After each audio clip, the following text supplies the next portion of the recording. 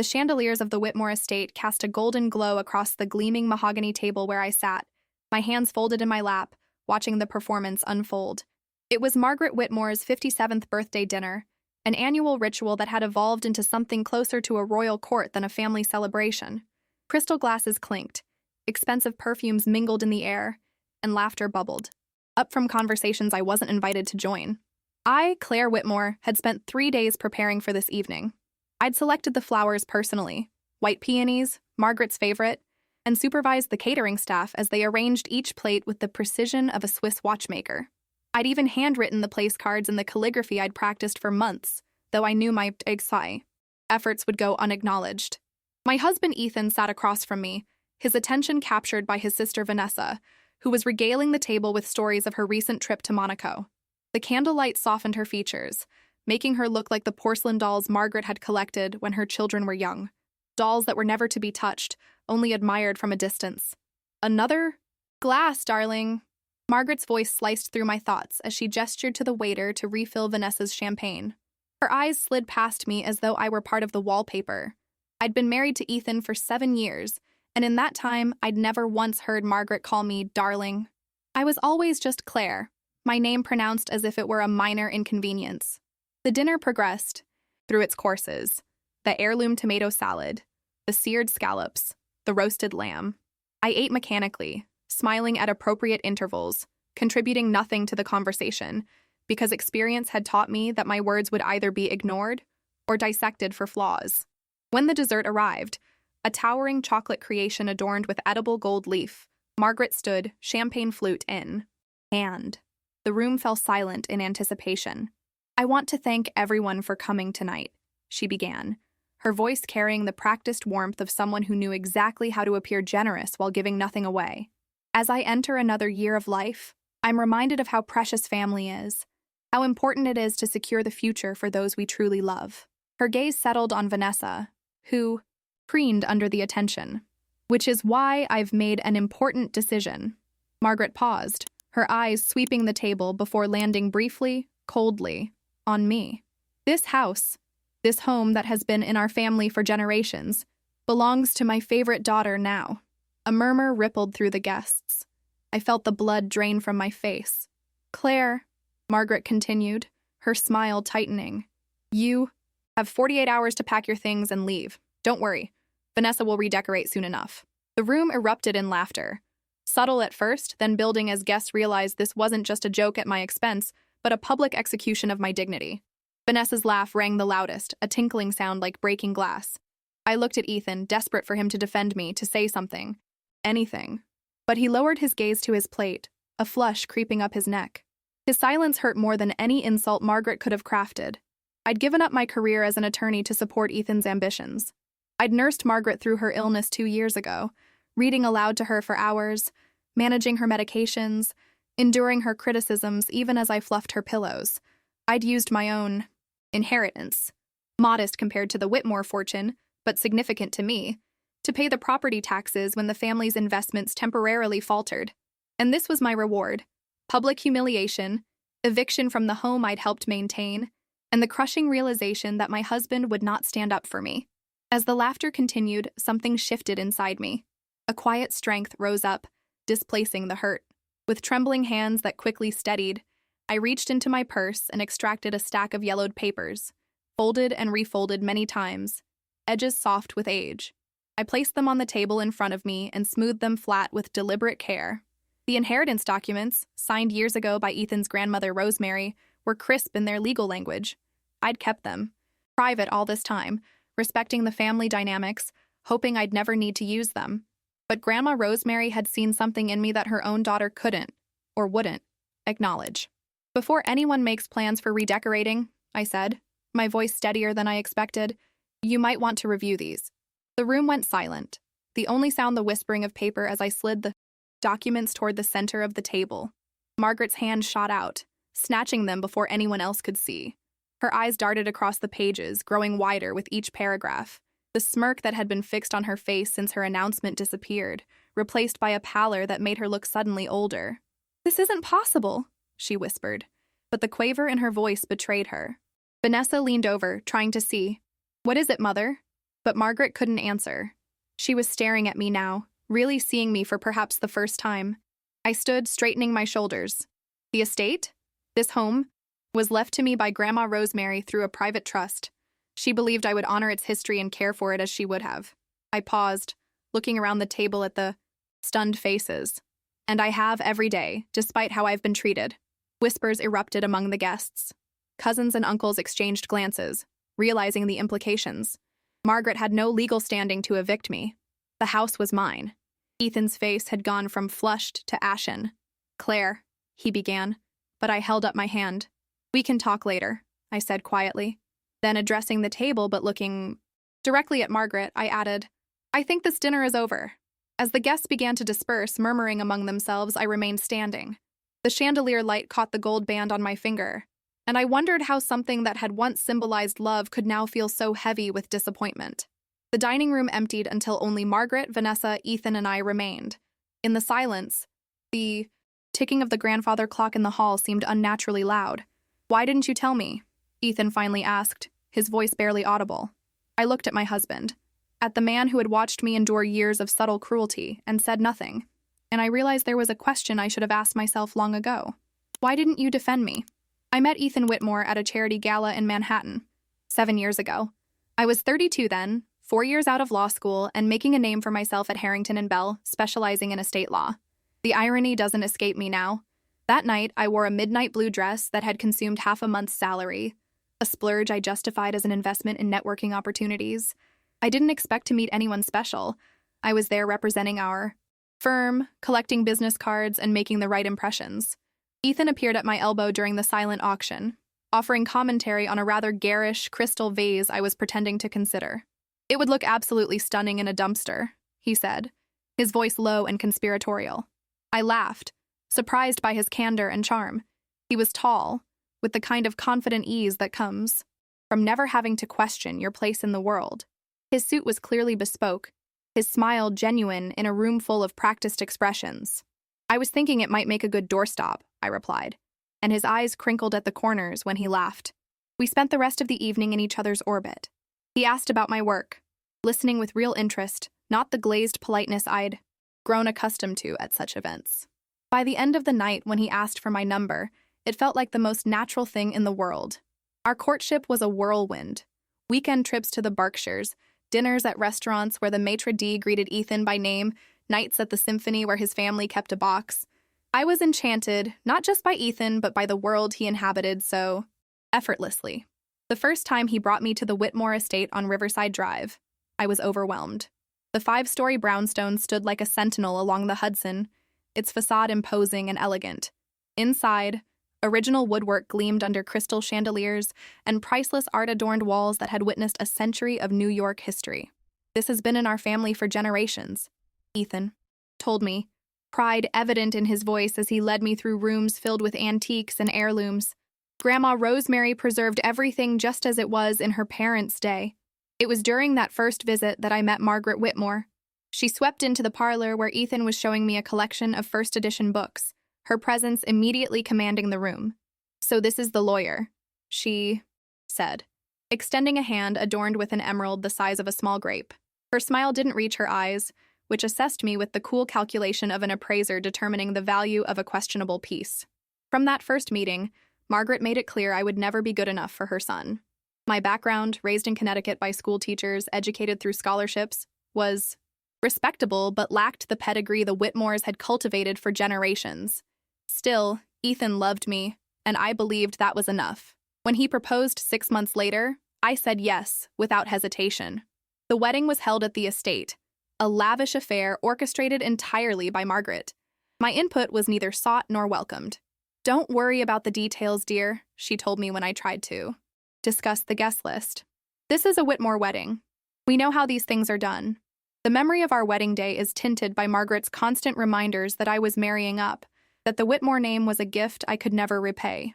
Ethan, caught between his love for me and his lifelong deference to his mother, tried to smooth things over with expensive presents and promises that things would improve once Margaret got used to me. They never did. After the wedding, we moved into the 3rd floor of the estate. I left my position at the law firm, a decision Ethan encouraged. "You don't need to work now," he said. You can focus on making a home for us. What he meant, though neither of us acknowledged it, was that I could focus on fitting into the Whitmore world. I threw myself into learning about the history of the house, the provenance of every painting and piece of furniture. I studied the family recipes, mastered the complex social calendar, and tried to become the kind of wife Margaret might eventually approve of. During those first years, I also formed a bond with Grandma Rosemary, the family matriarch who occupied the top floor of the estate. While Margaret managed the family's social position, Rosemary held the true power, the financial legacy that had kept the Whitmores in their privileged position for generations. Unlike her daughter, Rosemary saw me clearly. On afternoons when Margaret was out at her various committee meetings, I would bring tea to Rosemary's sitting room, and we would talk for hours. She told me stories of the house, of the women who had lived there before me, of their strengths and sacrifices. This house needs someone who loves it for what it is, not what it represents, she told me once, her papery hand covering mine. Margaret never understood that. Rosemary passed away 4 years after Ethan and I were married. The family mourned her publicly with an elaborate funeral, then privately with bitter discussions about her will. Most of her assets were divided as expected, with Margaret controlling the family trusts and investments. But the house itself wasn't mentioned in the public will, a fact that caused confusion but was eventually forgotten as other matters took precedence. I alone knew the truth because Rosemary had called me to her bedside 2 days before she died. I've made arrangements, she whispered, her once strong voice fragile with illness. The house will be yours, Claire, not because you're Ethan's wife, but because you're the only one who sees it as more than a symbol of status. The documents arrived by courier a week after the funeral, delivered to my private post office box. Another secret I kept, a small space of my own in a life increasingly defined by the Whitmore name. I never told Ethan. I never told anyone. I tucked the papers away, hoping I would never need them, praying that someday I would earn acceptance on my own merits. Instead, I watched as Margaret's disdain for me calcified into something harder, colder. I watched as Vanessa, unemployed but endlessly adored, became the daughter Margaret wished she had. I watched as Ethan's loyalty to me eroded under his mother's constant pressure, until he no longer noticed when I was excluded or insulted. And through it all, I maintained the house, preserving its beauty and history just as Rosemary would have wanted. I did it not for the Whitmores, but for the promise I had made to a woman who had seen value in me when no one else did. Until tonight, when Margaret finally went too far. The morning after Margaret's birthday dinner, I woke to an empty bed. Ethan had spent the night in one of the guest rooms, claiming he needed space to think. The coward's retreat. Dawn light filtered through the curtains, casting long shadows across the antique Persian rug, the one I'd personally taken to be restored last spring when no one else noticed its fraying edges. I lay there listening to the house. For the first time since moving in, I allowed myself to truly feel ownership of these walls, these floors, these ceilings that had witnessed generations of Whitmore drama. Grandma Rosemary had entrusted this legacy to me, not because of my marriage to Ethan, but because she believed in me. The realization straightened my spine as I finally rose from bed and dressed. No designer clothes today, just jeans and simple blouse. Today wasn't about appearances. When I entered the kitchen, I found Margaret already there, nursing a cup of coffee. Her face looked older in the morning light, the carefully applied makeup of yesterday replaced by the bare reality of age and bitterness. "You should have told us," she said, not looking up from her cup. "Would it have changed how you treated me?" I asked, pouring my own coffee. Her silence was answer enough. "I kept the papers private because I respected this family," I continued, stirring a spoonful of sugar into my cup. "I never wanted to use them as leverage.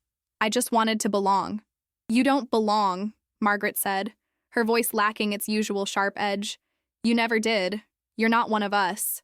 I studied her face, searching for the intimidating matriarch, who had made me feel small for 7 years. All I saw was a frightened woman who had just realized her power was built on shifting sand. "No, I'm not one of you," I agreed. And maybe that's why Rosemary chose me. She wanted someone who would love this house for what it is, not what it represents. Margaret's hand trembled slightly as she set down her cup. Rosemary always was sentimental. It clouded her judgment. Or maybe it clarified it. I moved toward the window, looking out at the garden I'd revived from years of neglect. She saw what was happening to this family. The obsession with status, the cruelty disguised as tradition. She wanted something different for the future. And what is that future now? Margaret asked, a hint of her old imperious tone returning. Will you throw us all out? Take your revenge? I turned to face her, feeling a strange calm I'd never experienced in her presence before. This isn't about revenge. It never was. This is about respect. For the house, for Rosemary's wishes, and for myself. The sound of footsteps interrupted our conversation. Vanessa appeared in the doorway, her face puffy from crying, her designer pajamas wrinkled from a restless night. Is it true? She demanded, eyes darting between her mother and me. Does she really own everything? Not everything, I said quietly. Just the house. The trust accounts, the investments. Those remain as they were. Vanessa laughed, a brittle sound. Just the house? Just the 5-story historic brownstone worth millions? The one you promised would be mine, Mother? I watched the two women face each other, their dynamic suddenly altered. Margaret had always favored Vanessa, indulged her every whim, promised her everything, including a home that was never hers to give. We'll contest it, Vanessa declared, turning to me with narrowed eyes. We'll say Grandma wasn't in her right mind. We'll say you manipulated her. You won't win, I replied, not unkindly. The trust is ironclad. Rosemary made sure of that. Why you? Vanessa's voice broke, and for a moment I glimpsed the insecurity beneath her arrogance. What made you so special to her? It was a question I'd asked myself many times over the years. I listened to her stories, I said simply. I cared about the history she wanted to preserve. I wasn't trying to get anything from her. The truth hung in the air. Between us. Unspoken but understood. Unlike Vanessa, who had visited her grandmother only when she needed money or favors, I had valued Rosemary for herself. Ethan appeared then, looking disheveled and uncertain. He'd clearly heard our conversation from the hallway. Claire, he began, taking a step toward me. Can we talk? Privately? I nodded, setting down my coffee cup. As we left the kitchen, I heard Vanessa hiss to her mother, Fix this. You have to fix this. Some things never change. Ethan led me to his study, a room that had once belonged to his grandfather. Dark wood paneling and leather-bound books created an atmosphere of masculine gravitas, a sanctuary where he retreated whenever family tensions rose too high. Why didn't you tell me about Grandma's trust? He asked as soon as the door closed behind us. Would you have kept it from your mother? I countered. His hesitation told me everything. I had a right to know, he said finally. Yes, you did. As my husband, as my partner. I moved to the window, looking out at the Hudson River flowing steadily past, indifferent to our human dramas. But you haven't been those things for a long time, Ethan. That's not fair, he protested. I've given you everything. I turned to face him, 7 years of unspoken disappointments rising to the surface. Have you? You've given me things, Ethan. A beautiful home, nice clothes, vacations. But you never gave me the one thing I really needed, your support against your mother's cruelty. She's difficult, I know, but she's been systematically undermining me for years. I interrupted, making me feel worthless, unwelcome. And you let her. You sat there last night and let her humiliate me in front of everyone we know. Ethan ran a hand through his hair, a gesture of frustration I'd seen countless times. What was I supposed to do? She's my mother.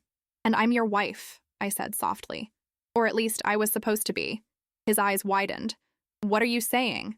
The question hung between us, heavy with possibility. I hadn't planned this conversation, hadn't anticipated the clarity that would come with finally standing my ground. I'm saying I don't know if this marriage can be saved. I don't know if I want to save it. Ethan sank into his leather chair, the powerful businessman suddenly looking lost.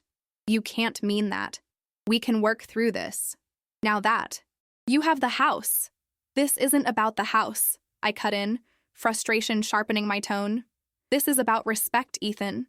About partnership. About standing together against the world, not watching silently while your family tears your spouse apart. He stared at me, and I wondered if he was truly seeing me for the first time in years, not as an accessory to his life, but as a woman with her own and strength and dignity. I need time, I said, softening my voice. We both do. To figure out what happens next. As I turned to leave, he called out, Claire, where will you go? I paused at the door, hand on the knob. I'm not going anywhere, Ethan. This is my home now. Legally and emotionally. I'm staying right here. The look of shock on his face would have been satisfying once. Now it just made Me sad for all the years we'd wasted pretending our marriage was something it wasn't. That afternoon, I called James Harrington, my former mentor at the law firm. He expressed no surprise at hearing from me after all these years, just warmth and immediate understanding when I explained the situation. The trust is solid, he confirmed after I'd faxed him copies of the documents. Rosemary knew what she was doing. No one can challenge your ownership of the property. Thank you, James, I said, feeling a weight lift from my shoulders. There's something else I wanted to ask you about. Go ahead. Is there still a place for me at Harrington and Bell? Not immediately, but eventually. His chuckle came through the phone line, reassuring in its familiarity. Claire, you were one of the brightest young attorneys I ever mentored. We've missed you around here. Take the time you need to sort things out and then call me. The door is always open. When I hung up, I realized I was smiling. A genuine smile that had nothing to do with maintaining appearances or pleasing the Whitmores. A smile that belonged entirely to me. The attic of the Whitmore estate had always been my secret refuge. While the rest of the house was kept in immaculate, museum-like condition, the attic remained gloriously, authentically historical.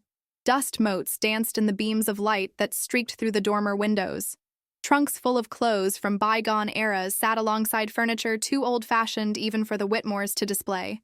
And everywhere, boxes of photographs, letters, and journals chronicled the family's past. It was here that I first connected with Grandma Rosemary, 3 months after my wedding. I discovered her sitting in a faded velvet chair, a leather-bound album open on her lap. "Come in, dear," she'd called when she noticed me hovering uncertainly in the doorway. "I'm just visiting old ghosts." That afternoon changed everything. While Margaret treated me like an intruder, Rosemary welcomed me as a confidant. She showed me photographs of the house when it was first built in 1892, told me stories of the women who had run it through 2 world wars, the Depression, and the tumultuous changes of the 20th century.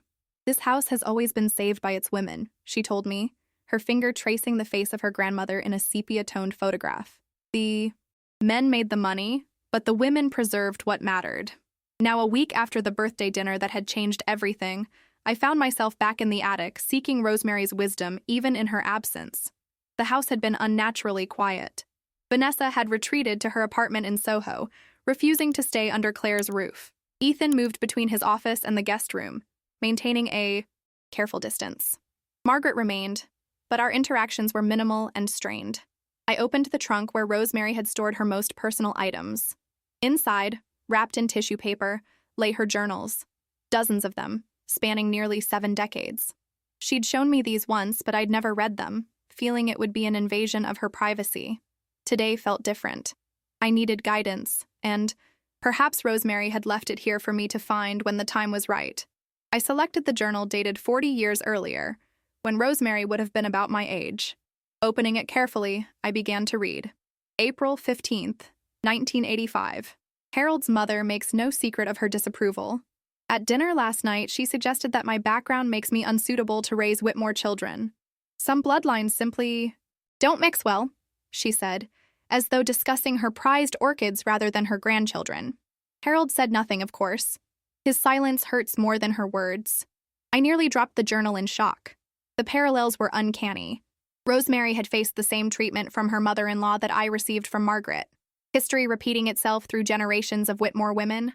I read on, following Rosemary through years of navigating the complex dynamics of wealth and status, watching her transformation from an uncertain young wife to the formidable matriarch I had known. November 3rd, 1994. Margaret grows more like her grandmother every day. The same obsession with appearances, the same cold calculation. I worry for any woman who might someday marry my Ethan. Margaret will devour her whole if she's not strong enough to stand her ground. A chill ran through me. Rosemary had seen it coming, had recognized the pattern that would eventually ensnare me. Hours passed as I lost myself in Rosemary's world. When I finally looked up, darkness had fallen outside the dormer windows. But one final entry had caught my attention, written just weeks before Rosemary had called me to her bedside, February 28th, 2018. I've made my decision. The house will go to Claire, not to Margaret, who sees it only as a symbol of status. Not to Vanessa, who would sell it without a second thought. Not even to Ethan, who lacks the backbone to preserve it against his mother's and sister's wishes. Claire is the only one who loves this place for what it truly is. A home, a history, a heart. She reminds me of myself at her age, before the Whitmore name became both my crown and my cage. I hope this gift gives her what I never had, the power to choose her own path. Tears blurred my vision as I closed the journal. Rosemary hadn't just left me a house. She'd left me her understanding, her empathy across time. She'd recognized in me a kindred spirit and had used her power to break a cycle that had trapped Whitmore women for generations. As I carefully returned the journal to its trunk, I heard footsteps on the attic stairs. I tensed, wiping away tears and straightening my shoulders. A reflex developed through years of Whitmore scrutiny. Margaret appeared in the doorway, her silhouette backlit by the hallway light. For a moment, we simply looked at each other. Two women connected by family but divided by everything else. "My mother spent a lot of time up here with you," she said finally, her voice lacking its usual edge. "Yes," I replied simply. "She shared the family history with me." Margaret moved further into the room, her fingers trailing over a dust-covered dresser. "She never did that with me. Never thought I cared enough, I suppose." The admission surprised me. In all our years of carefully maintained hostility, this was perhaps the most honest thing Margaret had ever said to me. "Did you?" I asked. "Care about the history?" She shrugged, an unexpectedly vulnerable gesture. "I cared about what it represented. The Whitmore name, the legacy, the position in society. But not the stories behind the objects, the people who lived here before. That was always my mother's domain." Margaret picked up a silver-framed photograph of Rosemary as a young woman. She thought I was shallow, too concerned with appearances. "She loved you," I said, because it was true. Even in her most critical journal entries, Rosemary's love for her daughter had been evident. In her way, Margaret set down the photograph, but she never trusted me with what mattered most to her, and now I see she was right not to. The admission hung in the air between us, a rare moment of self-awareness from a woman who had spent a lifetime avoiding introspection. "What will you do now?" she asked. "With the house? With Ethan?" I considered my answer carefully. "I haven't decided yet, but whatever I do, it will honor Rosemary's trust in me." Margaret nodded, then turned to leave. At the doorway, she paused. "You're stronger than I thought, Claire. My mother saw that before any of us did." She disappeared down the stairs, leaving me alone again with the ghosts of Whitmore women past, and with the growing certainty that I wouldn't become one of them. Spring arrived in New York with an explosion of cherry blossoms along Riverside Drive. I watched them from my bedroom window. Each morning, their delicate pink petals dancing against the backdrop of the Hudson River. Nature's reminder that beauty can emerge after the harshest winter. 3 months had passed since Margaret's birthday dinner. 3 months of painful conversations, difficult decisions, and gradual transformations. The Whitmore estate still stood, elegant and imposing as ever. But inside, everything had, changed. Ethan had moved out 6 weeks ago, taking an apartment in Tribeca. Our separation was neither bitter nor amicable. It existed in that gray area where two people recognize they've grown irreparably apart, but can't quite bring themselves to sever the final threads. "I do love you, Claire," he'd said as he packed his things. "I just don't know how to love you the way you deserve." "I know," I'd replied and meant it. Ethan wasn't cruel. He was simply a product of his upbringing, a man who had never learned to stand on his own against the powerful current of family expectations. Margaret remained in the house, occupying the 4th-floor suite she'd always considered hers. Our truce was uneasy but holding. We passed each other in hallways with nods of acknowledgement, shared occasional meals in careful silence, and gradually learned to coexist. Vanessa stayed away, making her displeasure known through acidic comments at family events and social gatherings. Her absence was, frankly, a relief. But the most significant change wasn't in the family dynamics. It was in me. 2 weeks after Ethan left, I called James Harrington. "I'm ready," I told him. "Not full-time yet, but I'd like, to start taking on some cases." His response was immediate and enthusiastic. "I've got the perfect client for you. A widower trying to set up educational trusts for his grandchildren. Nothing too demanding, but enough to get your feet wet again." That first case led to another, then another. I converted one of the estate's many sitting rooms into a home office, filling it with law books and files, reclaiming the professional identity I'd abandoned 7 years earlier. On this particular April morning, I had a 9 o'clock consultation with a potential client, a woman going through a contentious divorce who needed help protecting her assets. As I dressed in a sleek charcoal suit, I caught my reflection in the mirror and barely recognized the woman looking back at me. Gone was the careful deference, the constant need to please. In its place was something that looked remarkably like confidence. The doorbell chimed at precisely 9. I made my way down the grand staircase, admiring the fresh flowers I'd placed in the entryway. Not arranged according to Margaret's precise standards, but according to my own preference for wild, natural beauty. When I opened the front door, I found a woman about my age, elegantly dressed but with tension evident in the set of her shoulders and the tight grip on her designer handbag. "Mrs. Chen?" I asked, extending my hand. "I'm Claire Whitmore. Please come in." She hesitated, taking in the grandeur of the entrance hall. "This is your home? I thought I was coming to a law office." "I work from home," I explained, leading her toward my office. "I find it allows me to be more accessible to clients who prefer discretion." As we passed the main parlor, Margaret emerged, immaculately dressed for her morning committee meeting. She nodded politely to my client before catching my eye. "Claire, don't forget the foundation board meets here at 4, she said, her tone formal but not unkind. "I've already set up the library for it," I assured her. Mrs. Chen watched this exchange with interest as we continued to my office. Once seated, she commented, "That's your mother-in-law, isn't it? I recognize her from the Symphony Guild." "Yes," I confirmed, not offering further explanation. "Interesting arrangement," she observed shrewdly. "Most divorcees don't keep living with their in-laws." "I'm not most divorcees," I said with a small smile. "And we're not divorced. Not yet, anyway. But that's not why you're here, Mrs. Chen. Tell me about your situation."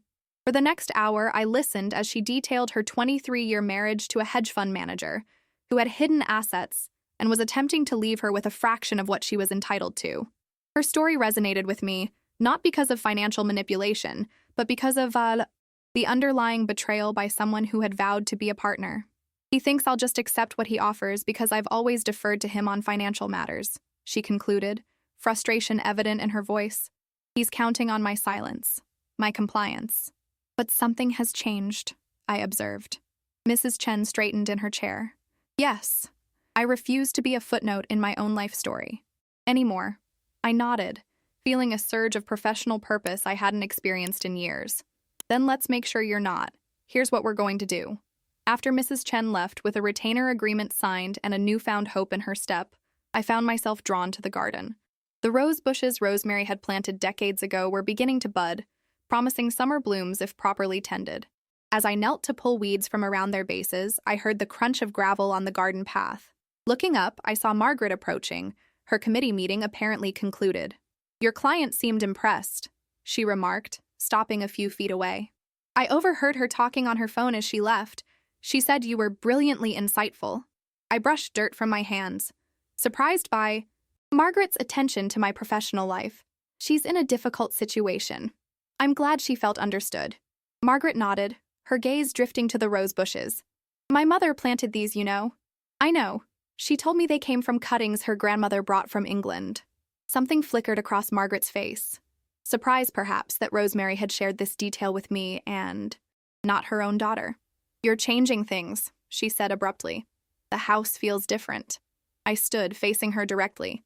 "Is that a complaint?" Margaret considered this. "An observation. Not everything you've done is to my taste, but—" She hesitated, seeming to struggle with her next words. "But my mother would have approved." Coming from Margaret, this was as close to a compliment as I was likely to get. "Thank you," I said simply.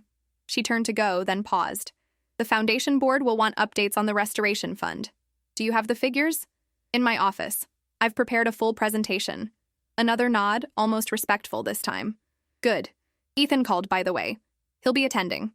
I absorbed this information with a calm that surprised me.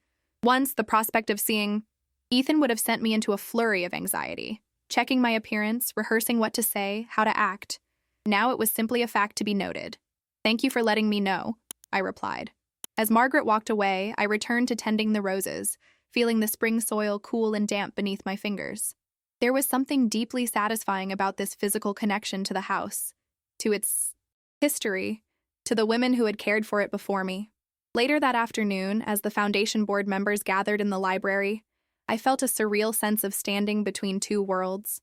These were people who had known me only as Ethan's wife, a decorative addition to Whitmore family events. Now I was presenting to them as the legal owner of the estate and a professional in my own right. Ethan arrived last, slipping into the room with a murmured apology for his tardiness. Our eyes met briefly, and I saw both surprise and something else, admiration perhaps, in his gaze. I was not the woman he had left 3 months ago. The presentation went smoothly. I outlined the restoration projects completed, those in progress, and the funds needed for future preservation. I answered questions with confidence even when one board member raised concerns about changes in the family structure affecting the estate's legacy.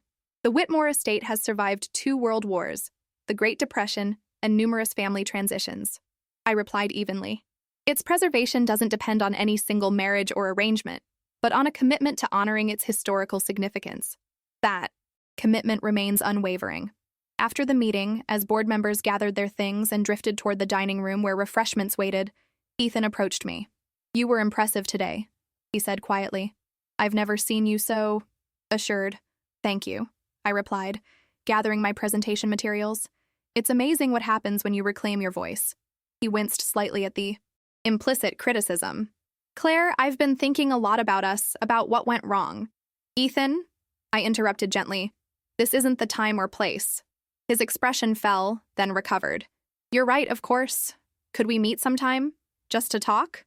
I considered his request, searching my heart for the answer. The hurt was still there, but the anger had faded, replaced by something close to indifference. "Yes," I said finally, "but not yet. I'm still finding my footing in this new life. When I'm ready, I'll call you."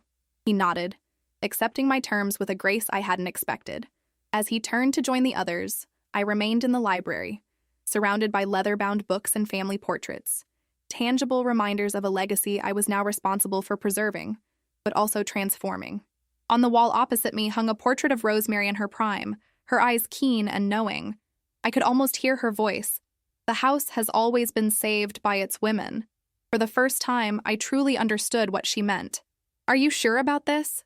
James Harrington asked, peering at me over his reading glasses. We were sitting in my office, reviewing the final details for what would be my official return to Harrington and Bell as a senior partner. "About rejoining the firm?" "Absolutely," I assured him, signing the last document with a flourish. "No, not that," James chuckled. "About hosting this dinner party. It seems complicated." I smiled, understanding his concern. In 2 days, I would be hosting a dinner at the Whitmore estate to celebrate my return to legal practice. A dinner that would include both my former colleagues and the Whitmore family. Margaret, Ethan, even Vanessa had accepted the invitation, creating a potentially explosive mix of past and present. "Complicated is my specialty these days," I replied. "Besides, it feels important, symbolic even, bringing together these separate parts of my life instead of keeping them divided." James shook his head, but his expression was fond. "You've changed, Claire. A year ago, you wouldn't have invited conflict to your dinner table. A year ago, I was still pretending to be someone I'm not." I gathered the signed papers, handing them back to him. "Now I'm just trying to live authentically, however messy that might be." After James left, I spent the afternoon finalizing arrangements for the dinner. Unlike, Margaret's meticulously orchestrated events, mine would be warm, welcoming, slightly informal, a reflection of the woman I was becoming rather than the woman I'd tried to be. The following evening, as I dressed for the party, I found myself drawn to the master bedroom's walk-in closet where my clothes hung alongside the empty spaces Ethan's suits had once occupied. My hand bypassed the conservative dresses I'd worn to please Margaret, reaching instead for a deep emerald gown I'd purchased on a recent shopping trip with Mrs. Chen, who had become both a client and a friend. The woman in the mirror looked confident, vibrant, so different from the careful, subdued Claire of a year ago. At 40, I was finally coming into my own, discovering strengths I'd buried beneath years of accommodation and compromise. A knock at my door interrupted my reflection. "Come in," I called, expecting the housekeeper to tell me the first guests had arrived. Instead, Margaret entered, already dressed for dinner in a classic black ensemble that highlighted her still elegant figure. She paused, taking in my appearance with a surprised expression. "That color suits you," she said, the compliment so unexpected I almost didn't register it. "I came to give you something." From her pocket, she withdrew a small velvet box. "These belong to Rosemary. She would have wanted you to have them." I opened the box to find a pair of emerald earrings. Not ostentatiously large like the jewelry Margaret favored, but delicately crafted and clearly antique. They match your dress, Margaret observed, almost as if you knew. I didn't, I said softly, touched by the gesture despite our complicated relationship. Thank you, Margaret. They're beautiful. She nodded briskly, emotion briefly softening her features before her usual composure returned. The caterers have arrived. I took the liberty of directing them to set up in the garden as you requested, though I still think it's risky, with the weather forecast. Some risks are worth taking, I replied, fastening the earrings. The garden is where this house truly shines. Margaret looked at me curiously, as if seeing me clearly for the first time. You really do love this place, don't you? Not for what it represents, but for what it is. Yes, I said simply. I always have. A silence fell between us. Not comfortable, but not hostile either.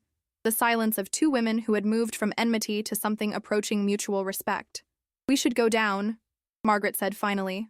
Your guests will be arriving soon. The dinner party unfolded beneath the stars, the garden transformed by twinkling lights, strung through the trees and flowers arranged in casual abundance on tables draped in simple linen. The weather held, the threatened rain nowhere in sight, as if the house itself had conspired to make the evening perfect. My colleagues from Harrington and Bell mingled with the Whitmores and their social circle, creating unexpected connections. I moved among them, introducing, conversing, bridging worlds that had once seemed irreconcilable. Ethan arrived late, apologizing for a client emergency. 6 months into our separation, we had established a tentative friendship, navigating the remains of our marriage with more honesty than we'd managed during our years together. You look beautiful, he said when we had a moment alone. Happy too. I am, I confirmed. Not perfectly so, I don't think that exists, but genuinely.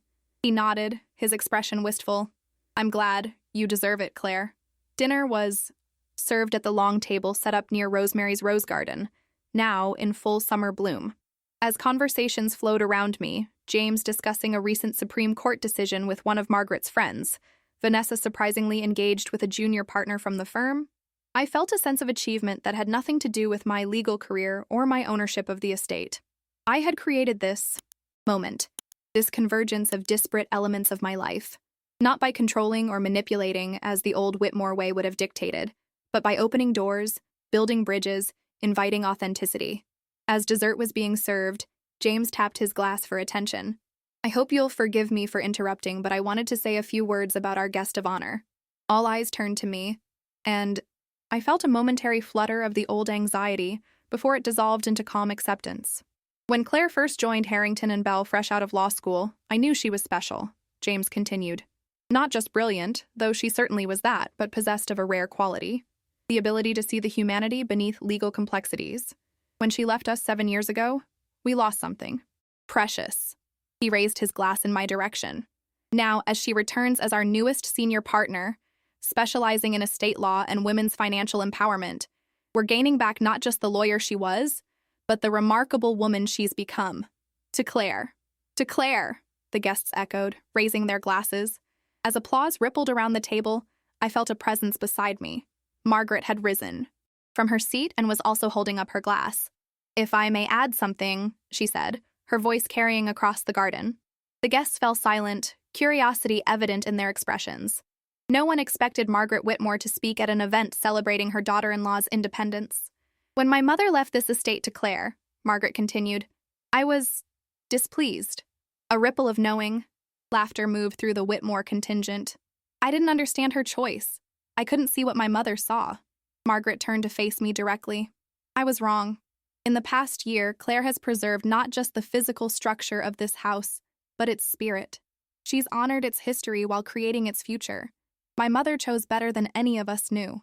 The garden fell completely silent. Even the night insects seemed to pause in their chirping to acknowledge this unprecedented moment. To Claire, Margaret concluded, who taught this old woman that there are many kinds of strength, and the quiet ones often last the longest. As glasses clinked and conversations resumed, I felt tears prick at the corners of my eyes. Not from vindication or triumph, but from the realization that something fundamental had healed, not just within me, but within the house itself. Later, as guests began to depart, I found myself alone in the garden with the emerald earrings catching the light from the paper lanterns. The sound of the fountain, recently restored to working order after decades of disuse, created a peaceful backdrop to my thoughts. Ethan approached, hands in his pockets, looking contemplative. That was quite a speech from Mother. I never thought I'd see the day. Neither did I admitted. People can surprise you if you give them the chance. He nodded, then said quietly, My lawyer sent over the divorce papers yesterday. I haven't signed them yet. I wanted to talk to you first. I looked at him, really looked at him, and felt a gentle release. The love we'd once shared hadn't disappeared, but it had transformed into something different, something that could no longer sustain a marriage. It's time, Ethan, I said softly, for both of us. He reached for my hand, squeezing it briefly. I know. I just wanted to make sure you were okay. I am, I assured him. Better than okay. As he walked away, I remained in the garden, listening to the fountains. Steady rhythm. The Whitmore estate stood solid and stately behind me, its windows glowing with warm light against the night sky. No longer a cage or a battlefield, but truly a home. My home. And for the first time since that fateful birthday dinner a year ago, I felt not just ownership, but belonging. 18 months after Margaret's fateful birthday dinner, I stood in the transformed ballroom of the Whitmore estate, watching as New York's art community mingled among carefully arranged exhibits. The space that had once hosted stuffy society galas now served as a gallery showcasing emerging artists from underrepresented communities. The first public initiative of the Rosemary Whitmore Foundation for the Arts. You've done something remarkable here, said Elena Vasquez, the curator I'd hired to help bring this vision to life. She gestured toward a group of art students clustered around a mixed media installation. Opening this house to the public, creating opportunities for artists who wouldn't otherwise have access to this world, it's transformative. I smiled, taking in the scene with quiet pride. That's exactly what Rosemary would have wanted. This house was never meant to be a fortress, closed off from the world. It was meant to be a living, breathing part of the community. The journey to this moment had been complex and, at times, painful. After the divorce papers were signed and Ethan moved permanently to London to oversee the European branch of the family business, I'd spent months reflecting on what I truly wanted from this unexpected gift of freedom and property. My legal practice had flourished, focusing exclusively on helping women navigate complex financial situations during major life transitions. But the house, this magnificent, history-laden structure, demanded a purpose beyond being merely my private residence. The answer had come to me one evening as I explored the ballroom, unused since Margaret's last charity event, with its soaring ceilings, ornate moldings, and perfect acoustics. It possessed all the qualities of a gallery space. And with that realization, the Rosemary Whitmore Foundation was born. Claire, darling, you've outdone yourself, called a familiar voice. Vanessa approached, champagne flute in hand, looking genuinely impressed as she surveyed the crowd. Mother is beside herself with pride, though she'd never admit it. The evolution of my relationship with Vanessa had been perhaps the most unexpected development of the past year. After months of cold distance following the revelation of Rosemary's trust, she had appeared at my office one day, unannounced and uncharacteristically subdued. I need legal help, she'd admitted, and you're the best estate attorney I know. Her request had been surprising. Guidance in establishing her own foundation, using the trust fund she'd received from Rosemary. I want to do something meaningful, she'd explained. Something besides being Margaret Whitmore's favorite daughter. That conversation had marked the beginning of an unlikely alliance that gradually evolved into genuine friendship. Vanessa's foundation now focused on arts education for children in underserved communities, a perfect complement to the gallery space I'd created. Is that Congressman Davis talking to your former boss? Vanessa asked, nodding toward James Harrington, who was deep in conversation with a distinguished silver-haired man near the main exhibit. Yes, I confirmed. He's interested in replicating this model in other historic properties across the state, making art accessible while preserving architectural heritage. Vanessa raised her eyebrows, impressed. Look at you, becoming a cultural influencer. Who would have thought? Certainly not me, I laughed. A few years ago, my greatest ambition was to get through one of your mother's dinner parties without criticism. Speaking of mother, Vanessa said, lowering her voice conspiratorially. Have you noticed? She's wearing color tonight? Not black or navy, but actual burgundy. I think Dr. Lieberman is having an effect on her. Margaret's friendship with retired history professor Alan Lieberman had begun 6 months ago when he'd contacted the foundation about accessing the Whitmore family archives for his research on Gilded Age New York. Their shared interest in historical preservation had quickly developed into regular lunch meetings, then theater outings, and now what appeared to be a genuine romance, Margaret's first since being widowed 15 years earlier. "She deserves happiness," I said, watching as Margaret guided Dr. Lieberman through a collection of early 20th century photographs of the neighborhood. "We all do?" The evening progressed smoothly, the gallery opening deemed a success by both critics and patrons. Several artists received commissions, significant donations were pledged to the foundation, and the historic Whitmore estate was officially established as a cultural landmark in contemporary New York. As the crowd thinned, I found myself drawn to a quiet corner where a single painting hung slightly apart from the others, a portrait of Rosemary Whitmore that I'd commissioned from one of our featured artists. The likeness was striking, capturing not just her appearance, but her essence. The keen intelligence in her eyes, the hint of subversive humor in her smile, the quiet strength in her posture. "She would have loved this," said Margaret, appearing beside me. "All of it. The art, the community, the purpose you've given this place." "I hope so," I replied. "Everything I've done has been an attempt to honor her vision."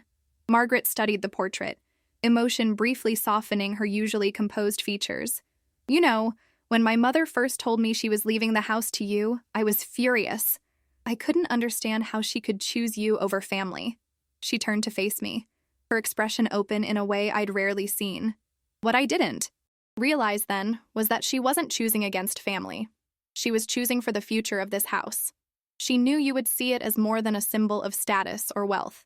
"It's always been more than that to me," I said softly. "From the first day Ethan brought me here, I felt its heart, its history. I wanted to be worthy of it." Margaret nodded, a rueful smile touching her lips. "You were worthy long before any of us recognized it, myself especially." She hesitated, then added, "I'm sorry, Claire, for how I treated you all those years." The apology, so long in coming, felt like the closing of a circle. "Thank you, Margaret. That means a great deal to me." We stood together in companionable silence, two women who had moved from adversaries to allies, bound by a shared love for a house and the remarkable woman who had entrusted it to us both, in different ways. Later that night, after the last guest had departed and the catering staff had cleared away the evidence of celebration, I wandered through the quiet rooms of the Whitmore estate. My heels clicked against marble floors that had supported 5 generations of family drama, joy, conflict, and reconciliation. In the library, I paused to adjust a photograph on the mantel, a new addition to the collection of family portraits. It showed all of us at the Foundation's initial planning meeting, myself at the center, flanked by Margaret and Vanessa, with James Harrington and several board members completing the group. Not a conventional family portrait, but an accurate representation of what the Whitmore legacy had become. As I climbed the grand staircase toward my bedroom, I felt a profound sense of rightness. The house no longer echoed with tension or unspoken resentments. It had found its purpose, just as I had found mine. And somewhere, I was certain, Grandma Rosemary was smiling. On a crisp autumn morning 2 years after the gallery opening, I sat at the head of the dining table where Margaret had once announced my eviction. Sunlight streamed through the tall windows, illuminating the faces gathered around me. Not for a formal dinner this time, but for a celebration of a different kind. "I think we're all here," I said, looking around at the small group assembled. "Shall we begin?" Margaret nodded from her place at the opposite end of the table. Elegant as always, but softer somehow, the sharp edges of her personality worn smooth by time and change. Beside her sat Dr. Lieberman, Alan, as we all called him now, his academic's mind and gentle humor having earned him acceptance not just from Margaret, but from the entire extended Whitmore circle. Vanessa sat with her latest boyfriend, an earnest documentary filmmaker who had captured the Foundation's first year on camera, creating a piece that had been acquired by PBS. Her transformation from spoiled socialite to passionate arts advocate had been remarkable to witness. James Harrington represented the legal aspect of our gathering, documents spread before him, reading glasses perched on his nose. And beside him sat the newest addition to our unconventional family, my fiancé, Michael Reynolds. I'd met Michael at a legal conference, where we were both speaking, he on architectural preservation law, I on estate planning for women. Our connection had been immediate, based on shared values and complementary passions. Unlike my relationship with Ethan, which had been built on attraction and social compatibility, my bond with Michael grew from mutual respect and authentic understanding. Before we signed the final documents, I began. I wanted to thank everyone for supporting this transition. The Rosemary Whitmore Foundation has accomplished more in 2 years than I ever imagined possible. The foundation had indeed flourished, expanding from the initial gallery space to include artist residencies, educational programs, and community events that brought diverse groups into the historic home, once closed to all but the social elite. The decision to transfer ownership of the estate to the foundation permanently, with an endowment to ensure its continuation, feels like the fulfillment of Rosemary's true intention, I continued. This house was never meant to belong to any one person. It was meant to be preserved and shared. Margaret cleared her throat, emotion briefly visible in her eyes before she mastered it. My mother would be pleased, she said simply. She always saw further than the rest of us. James slid the documents forward. Once these are signed, the Whitmore estate will belong to the foundation in perpetuity. The board structure we've established ensures that the family will always have input into its operation, but its primary purpose will be to serve as a cultural and historical resource for the city. I picked up the pen, poised to sign. This means I'll no longer be the legal owner, I explained, looking around the table. We'll all be stewards together. It's the right decision, Michael said, his hand covering mine in a gesture of support. And moving to the carriage house will give us privacy while keeping you connected to the place you love. The carriage house, a charming 3-story structure at the rear of the property, had been renovated over the past 6 months in preparation for this change. Michael and I would make our home there after our wedding, close enough to remain involved with the foundation's work, but with a space that was truly our own. As I signed my name to the documents, I felt not loss, but release. The house had served its purpose in my life. It had been both battlefield and sanctuary, the setting for my greatest humiliation and my most profound growth. Now it would become something more enduring than any individual ownership could provide. The others signed in turn. Margaret as the senior Whitmore family representative, Vanessa as foundation board member, James as legal counsel, and Michael as incoming director of preservation. With each signature, the future of the estate became more secure, its legacy protected not by wealth or status, but by shared commitment to its cultural and historical significance. Well, Margaret said when the last signature was applied and the documents were officially notarized, I believe this calls for a toast. Alan produced a bottle of champagne he'd been keeping chilled, and crystal flutes were distributed around the table. As the cork popped and bubbles fizzed into glasses, I thought about the journey that had brought us all to this moment. To Rosemary, Margaret proposed, raising her glass. Who knew what this house needed better than any of us? To Rosemary, we echoed. And to Claire, Vanessa added unexpectedly. Who could have used this house as a weapon but chose to make it a gift instead? Warmth spread through me at her words. The journey from outsider to accepted family member, from intimidated daughter-in-law to respected peer, had been long and often painful. But standing here now, surrounded by people who valued me for exactly who I was, made every difficult step worthwhile. That evening, after the papers were filed and the official announcement prepared for release, Michael and I walked through the quiet garden behind the house. The roses Rosemary had planted were preparing for winter dormancy. Their blossoms faded, but their structure still strong and enduring. Are you sure about this? Michael asked, his arm around my waist as we paused by the fountain. Giving up ownership of a property worth millions, moving to the carriage house, it's a significant change.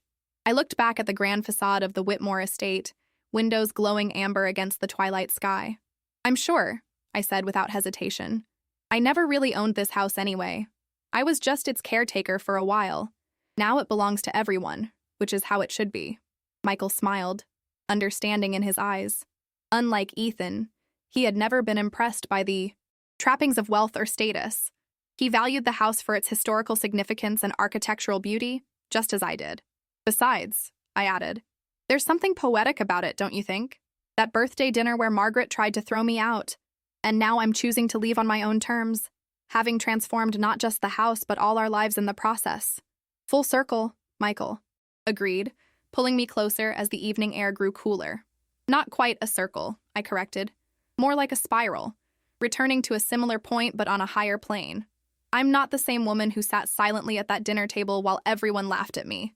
I'll never be her again. As we turned to walk back toward the house, I thought about the journey that had brought me here.